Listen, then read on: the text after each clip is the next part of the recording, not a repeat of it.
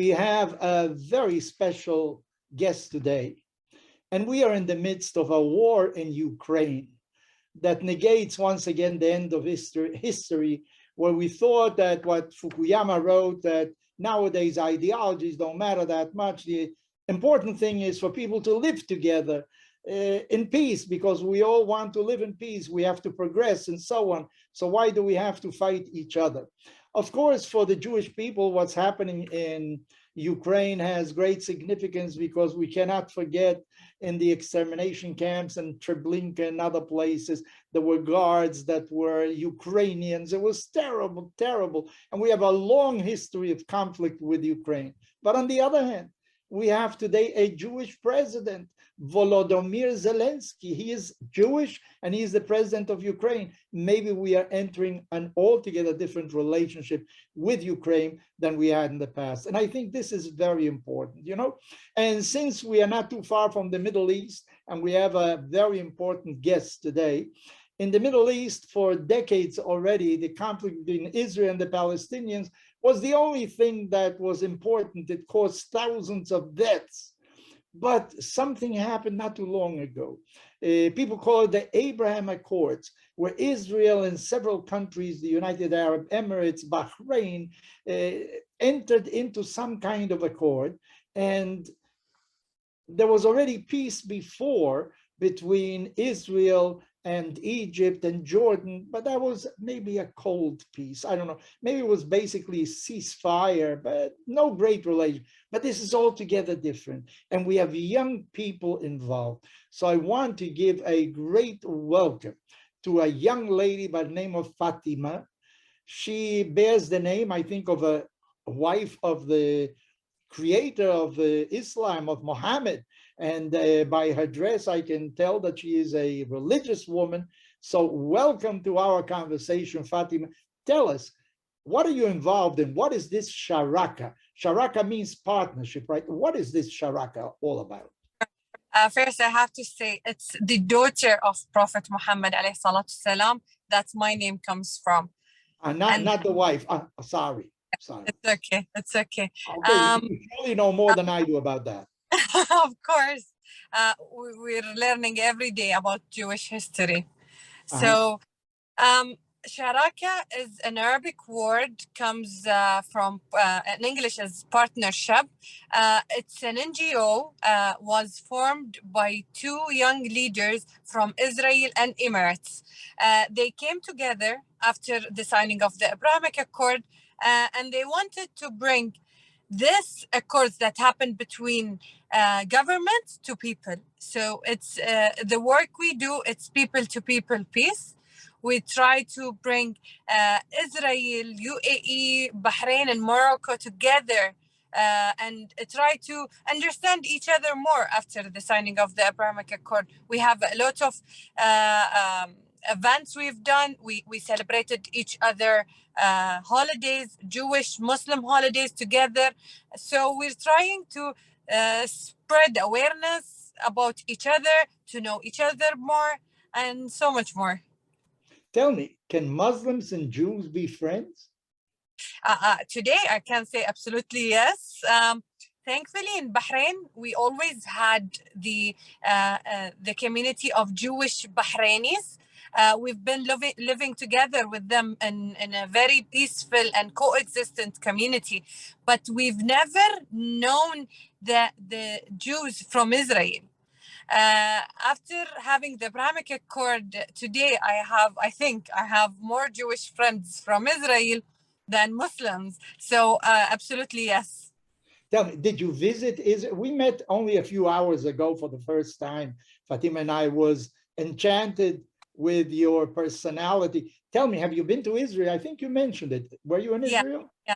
I was fortunate enough after the Abrahamic Accord signing that to get invited by Sharaka to go and visit Israel. It's like a culture exchange trip that Sharaka took Bahraini and Emirati leaders, and it was the first non-governmental delegation to go and visit Israel. So I was so happy to have this chance. I was curious to know. I wanted to know more about Israel, about the Jews, and about the community that has Jews, Muslim, Druze, Arabs, Christians. So I wanted to see it by myself. I didn't want to hear about it. I wanted to go and explore it, and I was happy that I did, because it was once in a lifetime experience. Well, maybe you will return. It doesn't have to be the only time that you went to Israel. I actually went again in a second trip, which was in October 2021. We took a Bahraini delegation for the first time, and I went with them. And it was my second time, and hopefully for many more in the future. Mhm. You know, many people think that the arrangements between Israel and the Palestinians and so on are at a certain level. You know, the governments, war is also the governments decide. But what about the people themselves? You know, and Yeah, this is a people's organization. You don't have yeah, to do really with the policies of the government. You want to know the Israelis. Have Israelis gone to Bahrain, for instance, to the yeah. United Arab? Yes? Actually, Israelis, even though during COVID times, thousands of Israelis went and visit UAE and especially Dubai.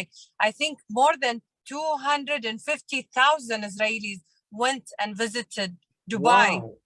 during Wow. Corona.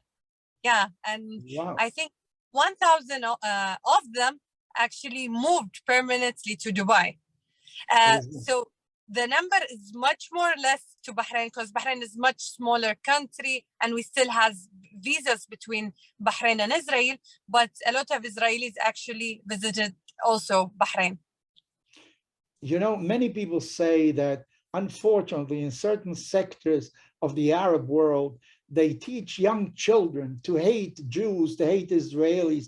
They glorify those that blow themselves up and so on. Those are the martyrs and so on. But they're poisoning really future generations. Maybe those that are already 50, 60, they already set in their mind. But what is most important is young people. Is education important according to you? Yeah, of course, education is important, because as you said, they will have the thoughts that you will teach them, and they will learn from a young age, and that's what they will grow to. So we even when we went to Israel, we met with an Israeli Arab woman who are trying to reform actually the education system in East Jerusalem. So education is vital and important, especially if we want to change the future. You're a religious woman, I take it from your dress. Yeah. Is Islam against Judaism? Is it impossible for Islam and Judaism to live together? No, absolutely not. We go on our Prophet Muhammad alayhi salatu salam message. He used to say, no matter what religion, he had actually Jews neighbors in his times. He talked a lot about his relations with Jews.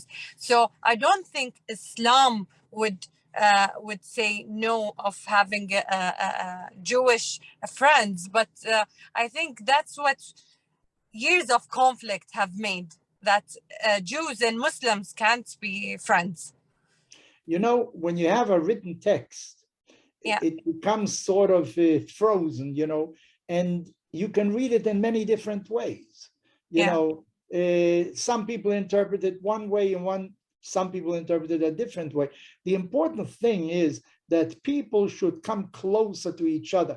I want to tell you something about the Bible. I'm a rabbi, It says yeah, in the Bible that the sons of Jacob, the third patriarch, sold Joseph into slavery.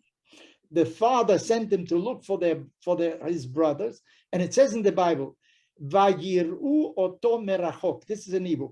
They saw him from afar. Had they seen him close by, maybe they wouldn't have done it. Maybe the trouble is that we see each other from afar, and I don't think that there are regular flights between Tel Aviv and Cairo, but there are regular flights already between Tel Aviv and Bahrain, right? exactly. Now we have direct flights from Bahrain and from Dubai, and also from Israel to our countries. And as you said, I've heard once a Holocaust survivor said it was easier to be done at that time because they knew us as numbers. They didn't want to know our names. They didn't want to know us, our stories, because it's easier to kill a number than to kill Right. a human being with parents, with stories, with love, with hope. So I think that's the important part, that if we knew each other, if we knew the similarities, and which is way more than the differences, the conflict will not be there anymore, because people will understand we're all people. We share the same values, we share a lot. But we share the same God because there's only one. Exactly. So we share the same God. By the way, Exactly. what are you doing in order to bring this message? Are you going out of Bahrain and Israel? Are you traveling with your message to other parts? Yeah, first thing, we try as much as we can to have a platform open with our shared values, shared thoughts, and a platform to discuss and talk for everyone. It's not only for the Abrahamic Accord countries or citizens, it's even for people from outside those countries. We had people from Syria, we had people from Jordan, from Egypt. They all want to know more. We shared with them an event which was historical, to have a historic Holocaust Remembrance Day. So people wanted to know more. This is the You had first thing. a Holocaust Remembrance Day. You celebrated that. Yeah, we celebrated that When? in the Gulf, and this was historical. It never been done. So people wanted to know more. People asked questions. The other thing we try to do with Sharaka is having speaking tours. We started now with speaking tours in the US. We want people to know more about the Abrahamic Accord, about the relations between people to people from Israel, Bahrain, and UAE, and Morocco, and so much more. It's not even also between Muslims and Jews. We have also Christians. So hopefully in the future we'll have more countries to travel to spread our message and more awareness about the Abrahamic Accord. You are in Miami right now. Have you visited any university or any group? What have you done? Yeah, in this trip, we actually visited synagogues. We visited some Jewish federations. We went to a few campuses, to Miami University, FAU, and also next month we'll have much more campuses to go, because we know campuses are facing so much anti-Semitic actions. So we want to be there. We want to spread our message. We want to sit and talk. What do you think was the reaction of your audience in Miami University or FIU? Were they ready to listen, or did they shut you down? They don't want to listen to you. No, actually, up until this moment, we were so lucky that everyone was ready to listen to us. We even got some students from Pakistan who attended the Miami University event and wanted to ask, wanted to talk, wanted to know more. So thankfully, this is the situation now. But also at the other side, we want that people that opposes us, we want them to come and sit with us and talk in order for us to understand each other. You know, unfortunately, nowadays, some say that in some American universities, people don't let you talk. It's not that they want to have a discussion, they don't let you talk. So I think the fact that they let you talk, as you say, you're willing to listen to opposing ideas, let us discuss, let us understand each other, and let us each maintain our own position, but at least know what the other person thinks. Let me ask you something. Do you think that more dialogue between Israel and the Palestinians would help somehow bring them closer together? Of course, but the most important thing is not the dialogue itself. the most important thing when they come and sit with each other on a table to speak and talk and discuss is to keep an open mind, not to come with ideas or they're already set their mind to reject or whatever. So the most important thing to come with open mind, ready to discuss, ready to talk and have a dialogue. Well, I understand, and you were in Israel. You saw many Palestinians. Do they live well? Do they live as well as in Bahrain or in other places that you've seen? Or do you feel that they are discriminated in Israel? What you saw?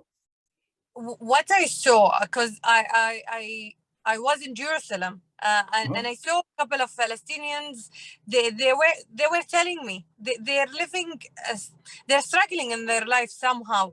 They are, in my experience, as we actually met with Palestinians in Jerusalem. They told me they're struggling in their life. They go daily in police checks for hours, and I understand. Of course, not everyone lives the same. Of course, there is much worse struggling. There is less. There is better. But the people we met from Palestine have told us they don't want war anymore, and they choose peace. But the thing is that they can't go in public and speak about this because this might harm them or harm their family, or I don't know. Well, that's a very important point, because an atmosphere is created whereby one cannot express himself because he's afraid and fear of retaliation or what have you. But I, for one, think that it's very important what you teach young children. If you educate them in a different way, it'll take time. These things don't get solved from one day to another. But then again, you see, Bahrain and Israel and the United Arab Emirates have a lot in common. They want to progress. I understand that Dubai is an extraordinary city, very modern with everything. And Israel is first world, advanced in technology, hospitals, science, whatever you want. And this is what you want to latch on. You know, there was a president in Israel by the name of Peres. He thought that Israel could be a locomotive for everybody else in the Middle East. To the contrary, latch on to Israel. Don't fight Israel, and you'll progress, and we'll all progress. And then again, today we live in a small village. The whole world is a village. The internet has brought us together. We're talking now. We're not in the same room, yet we're talking. And many people are going to listen to us from different parts of the world. So that today, territory isn't as important as it was before. Today, what is important is science, culture, the mind is very important. Develop the mind. And of course, good habits, morals. And Islam teaches you morals, obviously, you know, to respect others and so on. Tell me something about, you are a woman in Islam. Excuse me, I'm going to ask you, it's a terrible question, but you don't have to answer. Do you feel you're equal to a man in Islam, or the women don't have rights? Because we are given, you know, we are sold something that probably is wrong, that women are second-class citizens. Is that true? Actually, in Islam, the woman has an amazing place, and we've listened to this in our Prophet Muhammad salam stories a lot, and even in the Quran. But the thing is about some Islamic or Arabic countries and making the woman as a second-class citizen. It's because of the country. It's not because of Islam. Islam has given a lot of opportunities, but the thing that people has said all bad stuff that it comes from Islam, but Islam doesn't say that. It's actually human beings that decided women should not do that, not do this, and shouldn't be equal to men. Sadly, we see this in some Arabic and Islamic countries. Can I ask you a question? Do you have a car? Do you have a car? Do you have an automobile? Yeah, I own a car. Do you drive? Yeah, I do drive. You're allowed to drive? Because we are told that in some Arab countries, women are not allowed to drive. Is that true? You know, it's ignorance that we have about it. Yeah. No, this is true. Did you go to school? Did you go to university? Yeah, I actually studied abroad. I studied in Australia. Wow. So Wow. the thing is that people listen to one news or some headline, and they think that all Muslim and Arab countries live the same. Saudi Arabia used to not let women drive cars, but since 2018, women can drive cars, can own cars. But in Bahrain, since like my mother can drive a car and own a car, and I do. I went to university abroad. I had the decision to take by myself. My dad paid for me to go and study abroad. I can decide what to study, what to do with my life. Thankfully, I live in a very modern country. Bahrain is very different from other Arabic and Islamic country. Well, Bahrain can be a locomotive for the rest of the Arab world also, to show them what progress is in science and arts and culture, in rights, equal rights for men and women, for everybody. And we should live together. You know, the trouble is that when you have a written text, you know, people can interpret different ways. And today, because of the videos and God knows what, that you can manipulate the news. You know, there's a lot of what they call fake news. You really don't know what the truth is. So how refreshing it is to see a live person who can tell you, give you testimony of her own life, what it's like. You were in Israel, you were in Bahrain. And is there any reason for Israel and Bahrain to be in conflict? Should they be in conflict? No, absolutely not. Should Israel and Egypt be in conflict? Should there be in conflict with? Should there be conflict in the world at all, or should we all live in the same planet? No. Yeah, we wish we could have lived in a world without any conflict. Now we see what's happening with Russia and Ukraine, and it breaks our heart, because you never want any conflict to any human being, no matter what religion is he practices. Right. You know, the society is made up of individuals. Yeah. It's what each and every one of us does. You get up in the morning, what kind of day you have, what kind of week you have. You know, if we all would live our personal lives in a more moral sense, I think society would be much better. Society is made up of individuals. So I think you're a great example, Fatima. Great example of an Arab woman that is proud of her religion, proud of her nationality, but at the same time is open to the rest of the world. Exactly. Do you think that eventually Israel and the Palestinians will come to live together in peace? Is that possible, you think? I never imagined Bahrain having a diplomatic ties with Israel, and it happened all of the sudden. I hear now many Palestinians love living in Israel and working in Israel. I hear them also saying they want peace, they don't want war. So I think the impossible can be possible, and I hope one day they can all live peacefully together. That's the best thing could ever happen. Well, if it happens, Fatima, you will be one of those that contributed for this to happen. I want to congratulate you. Thank you very much for spending these few minutes with me. And through me, you will spend it with many, many more people that are going to watch our conversation today. Thank you very much. The only God in the world bless you, and you should be successful in all your endeavors, present and future as well, in your personal life and in your social life and your family life. Thank you for having me. It's been a pleasure. It's an honor to speak with you. Thank you very much. Thank you. God bless you. Bye-bye. Bye.